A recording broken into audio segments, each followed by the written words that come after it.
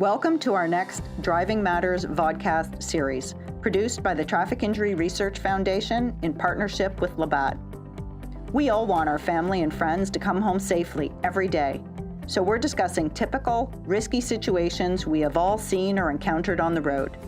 And we're also sharing tips to avoid risk and ways to positively influence the behavior of those around us. It features a variety of guests who are making roads safer in their communities and workplaces. We're tackling top risks, including speed, distraction, and impairment. We break down the science to explain how our choices every day can create risk for ourselves and others, meaning some people might not make it home. If you've never been involved in a collision, you might assume it's because you're doing everything right. But the truth is, the unexpected happens on the road every day, and the difference between a near miss and a collision is measured in millimeters and milliseconds.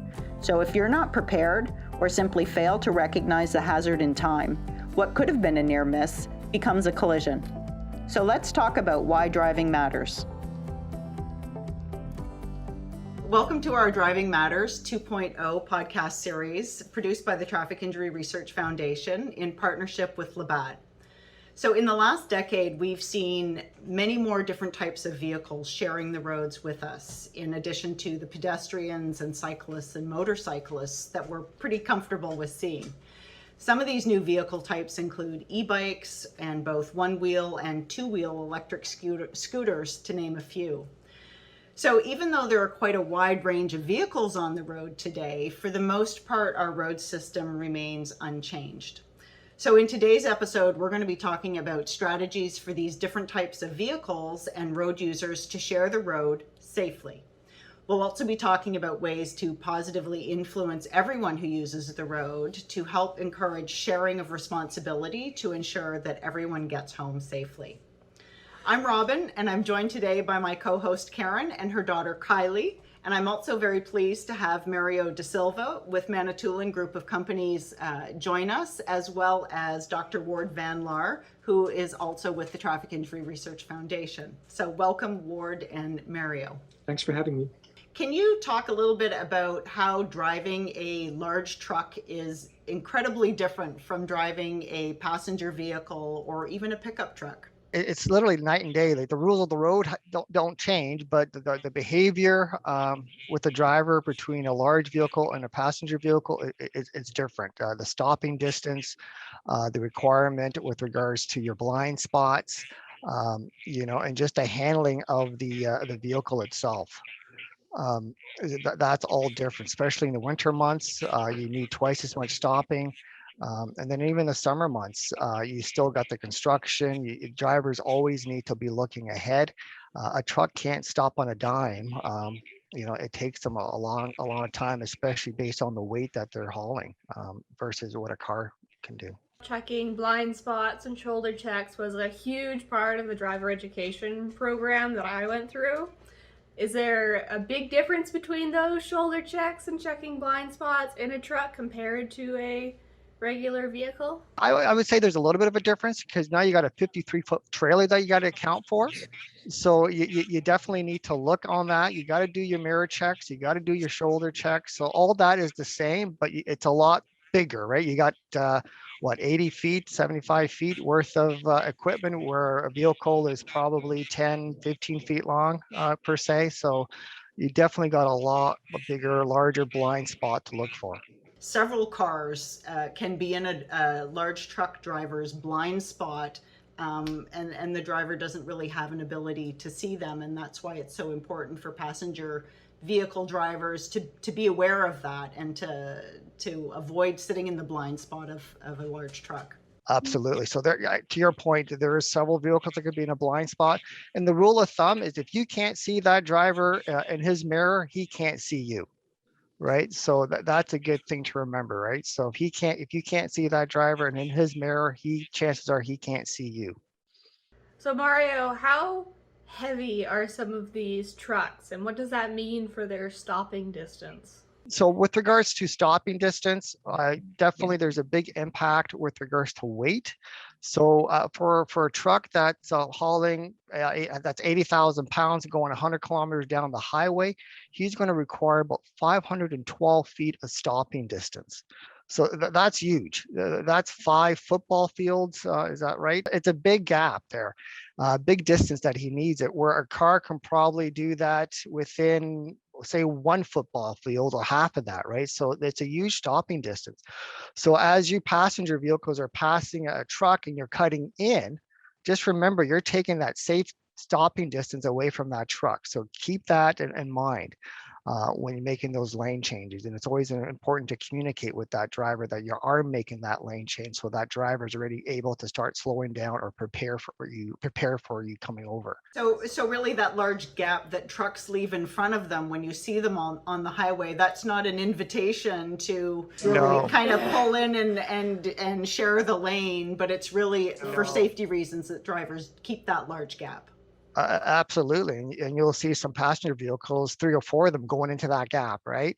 And drivers keep slowing down and keeping that distance. And that stopping distance increases as weather conditions or road conditions are bad, right? So you need to double that. So it's definitely, the drivers need their space. For passenger vehicles, one of my pet peeves in driving is when you see a passenger vehicle passing a semi truck, and then they just kind of chill beside them for a while for some unknown reason. Whereas for me, if the opportunity is there to pass, and it's a 4-lane highway and all that, and it's safe to go, I don't mess around. I just want to get past that truck as quickly as I can. But it wasn't until I actually had the opportunity to speak with some truck drivers, they explained their side of that equation was tire blowouts. Now, I've never been around one before. I've seen the debris on the side of the road after the fact, but I wasn't aware apparently just how loud the sound is, let alone the impact of the tire suddenly blowing out. So at that point,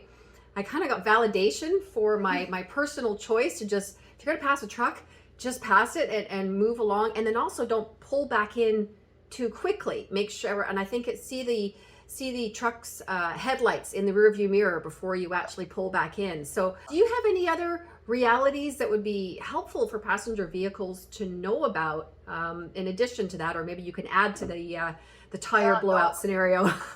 To your point, yeah, don't hang around the trucks, right? Pass them, clear their way, because they have that large blind spot. If the driver has to make an evasive maneuver, he has nowhere to go, right? So it's important that when you're passing a truck, you do it safely. If you're going to pull back into that lane in front of that truck, you do it as you've indicated, Karen. Make sure that you're further ahead, that you can see them in your rearview mirror, their headlights, and signal so the driver knows that you're coming over. But the key is to give that space to that driver. And another important thing is, to me, and I tell my daughters this, right? When they got their driver's license, I said, that's great, you got your driver's license, but you're not considered passed until you go through dad's road test, right? When you see that truck trying to come over or merge, let them, right? Give them that break, flash them the lights, come on over, because they have a tough job, right? So any assistance that we can give those drivers by allowing them over, does it slow you down? Maybe a few seconds. A lot easier for you to go around than that driver to come through, right? Especially in downtown Toronto, the 400 series. You need to give those guys some consideration there, right? It's a tough job, it's a tough industry, and the drivers are expected to drive safely, and whatever help they can give the drivers, please do so, right? And that's how I tell my girls. And the one thing they also indicate is that when they went through the driving school, they didn't really touch on a lot of trucks, right? So when we drive together and we see a truck and they're hanging around that side, I say, what are you doing? Pass them, right?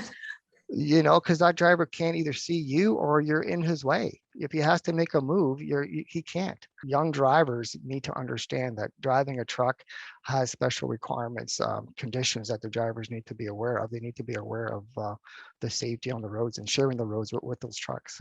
Out of the group of us here, Kylie is clearly the one closest to having recently gone through this process. So Kylie, did they cover much to do with sharing the road safely with large vehicles? It was a short portion of our entire learning experience. So I feel like, especially in schools, if it was a mandatory thing, because of course in high school, most of them are going to start learning how to drive in high school. So I feel like there should be a mandatory school lecture or presentation on how to share the road with bigger vehicles. And let's not No, forget, it's they important. kept this country going, especially during the last 2 years. I mean, Absolutely. they took the Thank a Trucker hashtag next level. So to your point, Mario, about giving them a break, I mean, they should always get a break because they do keep our country going. But especially right now, it is such a tough job. And anything that we as passenger drivers can do, and recognizing that probably some items you're carrying in your vehicle are there because a truck driver brought them to the store so you can actually purchase them. So just keeping that mentality that we really are all in this together. And if more of us were more aware of what it's like to be in the other person's shoes, and I think this kind of education helps with that. Like for me, I just inherently didn't want to hang out beside a large truck, but I had no way of, I didn't really understand the concept of the tire blowout. I'd seen the bits on the side of the road, but when the truck driver explained to me that it's almost like a sonic boom, I can appreciate that even if none of that flying rubber from the tire hits your vehicle, chances of you losing control are probably pretty high with such a loud noise happening all of a sudden. Absolutely. I remember when I experienced my first tire blowout from a truck. I was in the parking lot. My boss and I were walking out at the end of the day, and all of a sudden you just hear a big bang, and him and I literally almost dropped to the ground because we thought it was a gunshot. It was loud. So just imagine being behind that wheel on the 401 and you're hearing that, you're going to be startled, right? You might lose control, or you might turn or the wrong way, but it's important that you give that truck space and you just don't hang around in his bubble, I'll call it. You just keep going and stuff, right? But yeah, no, like both my girls, they're great drivers. And I was surprised at the lack of education on just driving around trucks, right? Even being behind a truck, well, you can't see what's in front of you, right? So it's a big billboard. So you want to get around that, because of that way you can see and you can react a lot quicker if traffic is coming to a stop down a ways there. Where if you're behind a truck, you'll never see that, right? So there's a lot of good tips. So let's go to the other end of the spectrum and talk about sharing the road with cyclists as well as pedestrians. So Ward, can you talk a little bit about cycling and some of the risks that are out there for cyclists, and some of the things that we know are important for cyclists when it comes to sharing the road? I think there's really two things that cyclists are really concerned about. One is cars driving past them too closely and too fast. It's very intimidating for cyclists, and also it's very dangerous because it's like it really sucks you out of your balance when a vehicle drives past you really fast. So it can create dangerous situations. The other thing I think is that cyclists are much smaller than other vehicles on the road, so they are concerned that they are seen or perhaps not seen by other drivers. So that's really important for drivers to keep in mind, to be vigilant and on the lookout for bicyclists, because they're smaller and they're not comparable to cars that you are expecting on the road. I know in North America, there's a perception that cycling is so much safer in European countries because there's simply more of them. And there has certainly been more work done with respect to building some of the infrastructure that's necessary to separate cycling traffic, or to create dedicated lanes for cyclists as opposed to cars. So can you talk a little bit about that perception that we have in North America about the cycling being so much safer in Europe, and also talk a little bit about what's happening with respect to the development of infrastructure in cities in Canada to support cycling and to better protect cyclists? I think to some extent that perception is justified because there is simply more better infrastructure in many European cities for cycling. In North America, there are several cities that in the past couple of years have done a tremendous job on improving infrastructure for cyclists. And actually during the pandemic, that was even done more so, not necessarily building new infrastructure, but simply making certain roads only accessible to bicyclists and pedestrians. So there's a big difference in infrastructure that they have in Europe that we don't have in North America.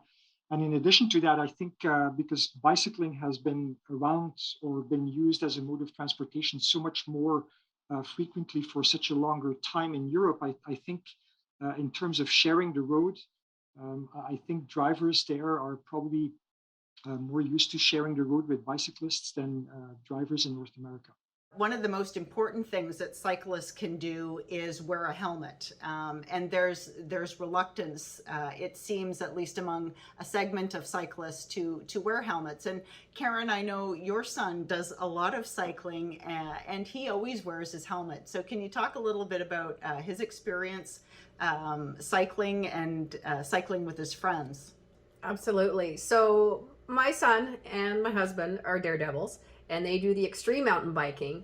But what that's taught our son, Connor, who's 15, is that safety gear is important. The extreme mountain biking is really fun. There's all kinds of cool transitions, and you're out in the woods and all that.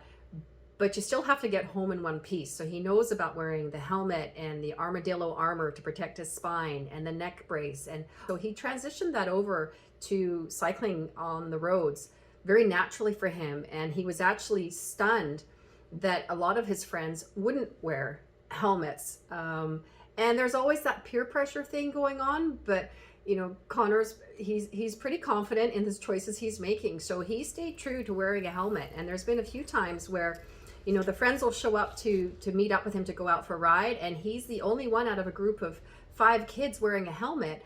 But the interesting thing is, because he won't budge from that position, he is very dedicated to his personal safety. He's fit, he's energetic, he's very physically active and wants to stay that way. So a helmet is not up for debate for him. Then all of a sudden we started seeing 1 or 2 of his other friends, and the helmet popped up, and they were wearing them. So I think the ability that he has, even at 15 years old, to influence the choices his peer group is making, especially on something like this, where apparently it's not cool to wear a helmet, but when Connor's riding with a lot of these highly experienced extreme off-road mountain bikers, they all wear helmets. They all wear the safety gear. For that sector of biking, it is the cool thing to do. You're looked at oddly if you don't wear those things. And so he's carrying that over into his peer group, which is great to see. Whether cyclists should wear a helmet or not, it's a bit of a controversial topic. Often when the comparison is being made with, for example, wearing a bicycle helmet when you're mountain biking or riding really fast on a race bike, many bicyclists will say, well, that's a completely different situation compared to when I'm riding my bicycle to run an errand. I'm not going that fast, so perhaps it's not necessary that I wear my helmet under those circumstances. I think the research is very clear about the fact that wearing a bicycle helmet is definitely worth it. It is just simply safer. A lot of people may not necessarily wear a bicycle helmet because they think it's annoying. It messes up their hair, or they're kind of like embarrassed because they think they look silly. I think you really got to ask yourself, do you want to look cool or do you want to be safe and healthy? It's a really good point, Ward. And for Connor, his position, and he talks very openly with his friends about it, he's not out extreme mountain biking all the time, but when he's riding around the neighborhood, he's well aware of who he's sharing the road with. And that's really where his caution comes from. He's a very capable cyclist, and he's not taking unnecessary risks, but he is sharing the road with vehicles and pickup trucks and larger vehicles. And so for him, it's not about what he's capable of doing, it's protecting his head in case something else happens around him that he's got no control over, and that ends up taking him off his bike, and he knows the helmet will protect his head. Often bicyclists will also make the comparison, like for example saying, in Amsterdam, there's thousands of people riding their bicycle and they're not necessarily wearing their helmet. So why should I in North America wear a bicycle helmet? I think that's really not a fair comparison, because in Amsterdam and again in many other European cities, they do have so much more and better infrastructure where they actually separate the slower traffic, bicyclists, pedestrians, from the faster traffic like cars and big transport trucks. And by separating those different modes of transportation, you're really protecting bicyclists and pedestrians much better than we can here in North America. In addition to that, because people in Europe are more used to sharing the road with bicyclists, when those bicyclists are not in a separate bike lane, but they do have to share the road with car drivers, at least there's more of a culture of sharing the road with each other. So I think because of those two things that are predominantly missing in North America, I don't think it's a fair comparison to say in Amsterdam they're not wearing their helmets, so I shouldn't either. So, Kylie, you've been a pedestrian for a lot of years, and now you've recently transitioned to being a driver. Mhm. So, do you look at pedestrians differently, simply because you're very familiar with having been one up until recently? I have I guess a better understanding now of like what cars are seeing and how much they have to focus on, and then there's a random person just kind of deciding to ditch the sidewalk, and it's a little terrifying on both ends. I don't know why they're not more scared. But then as well as cyclists and those shoulder checks, like when you mentioned those right turns, you don't just turn right, there's the shoulder check to make sure there isn't a cycling person right beside you. But I found a few times when I'm taking some back roads, cyclists will, I guess, cycle in the center of the road. They pretend like they are now a car, so now everyone behind them is now going 10 kilometers an hour in a 50 zone. Is that okay? Yeah, when bicyclists take the center of the road, we call that taking the lane. They do this really because they want to make it impossible or difficult for car drivers to drive past them too closely and too fast. So it's almost like a way to protect themselves. They're entitled to take the lane. And perhaps if we can all learn to better share the road, if bicyclists would know that pretty much all the time car drivers won't be driving too closely to them or too fast, then bicyclists wouldn't have to take the lane. But as long as that's not happening, you will see bicyclists taking the lane. Many cities in North America have actually passed bylaws that mandated to keep a certain distance between your vehicle and the bicyclist when you're driving past the bicyclist. For example, in Ottawa, it's 3 feet or 1 meter. It's similar in other Canadian cities, and in some US cities, it's even up to 4 feet. You raise an interesting point, Ward. So, talking about cyclists having the ability to take the road, can you talk a little bit about when it comes to traffic signs? If cyclists are also going to share the road with vehicles, what does that mean at traffic lights and at stop signs? Are cyclists still obliged to follow those rules of the road similar to a vehicle? As a bicyclist, you're really beholden to all of the traffic rules that everybody else has to abide by. So if you come at an intersection with a stop sign, you're supposed to come to a full stop.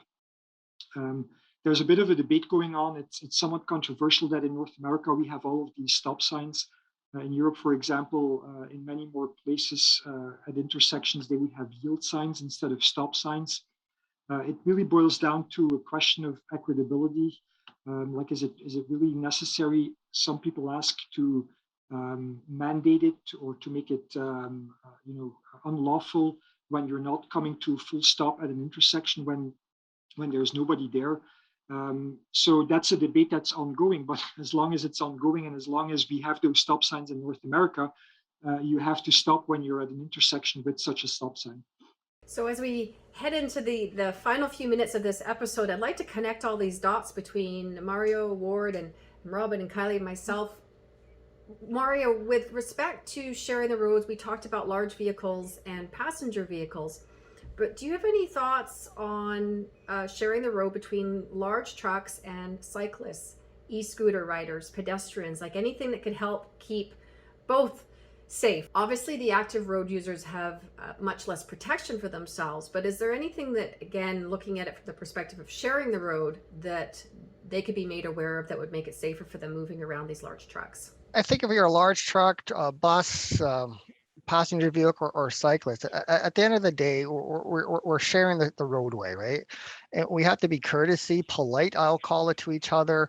We have to give the people the room. So as a truck driver or a passenger vehicle, if you're approaching a pedestrian or a cyclist, give them the 3 or 4 feet, right? Allow that. And the same time with a cyclist or a pedestrian, if you're riding your bike, you got to obey those laws too. You got to stop for those stop signs, use your hand signals as well. And pedestrians coming across an intersection, look up, get off the phone, right? Because that's going to impact that, right? So everyone needs to do their part and share that roadway so we can be all safe. So it's not just commercial drivers or bus drivers or pedestrians. It's a shared responsibility for us all. So on a closing note, one of the things I'd like to go back to, Karen, is something that you say all the time about the difference between right-of-way and self-preservation. Can you just share that idea with us? Because I think it's a really important takeaway for everyone who uses the road. Absolutely. Your goal is to get home safe to me and your father every day. And sometimes that might mean taking a step back and letting person who is completely in the wrong go. But you've kept yourself safe. So yes, there's right of way, and I do understand that, and I do understand the letter of the law, but my focus in terms of sharing the road is self-preservation. When we're talking about right of way, I think it's important to balance that with self-preservation. I think it's human nature to want what you're entitled to. So as a pedestrian or as a bicyclist, you may be entitled to, to cross the road and have priority over a car. But you have to ask yourself, is it safe to do so? I think an important aspect here is thinking about different road users' perspective and education that's necessary to teach each other about those perspectives. For example, a bicyclist may not understand how difficult it is for a transport truck driver to see a bicyclist in his blind spot. On the other hand, a car driver may not realize that when you're driving too fast, you're sucking a bicyclist potentially out of his balance. And it's interesting, when we were actually doing research on bicycling in a project called bikemaps.org, we talked to bicyclists and separate non-bicyclists in separate groups and separate focus groups. And when you talk to bicyclists and non-bicyclists, it becomes really clear that both groups actually want to know more about the perspective of the other group. So I think that speaks to the importance of building that into curricula for young and new drivers. I think that's a great note to end on. So I'd like to thank Mario and Ward for joining us and talking a little bit about the different types of vehicles we see on the road, and also strategies that we can use to keep ourselves safe. So I'd also like to thank Labatt for making this podcast series possible, and please tune in for another episode of Driving Matters 2.0. Thanks, everyone. Thank you. Thank you for tuning in to our Driving Matters 2.0 Vodcast, produced in partnership with Labatt. TIRF is a registered Canadian charity with a number of free education programs about leading risks on the road, as well as ways to stay safe. They provide access to free fact sheets, infographics, and blogs to download and share. Start a conversation about the reasons you choose to avoid risks on the road. To learn more and access these free resources to support safer roads, visit www.tirf.ca. That's TIRF.ca. Working together, we can all help everyone to get home safe every day.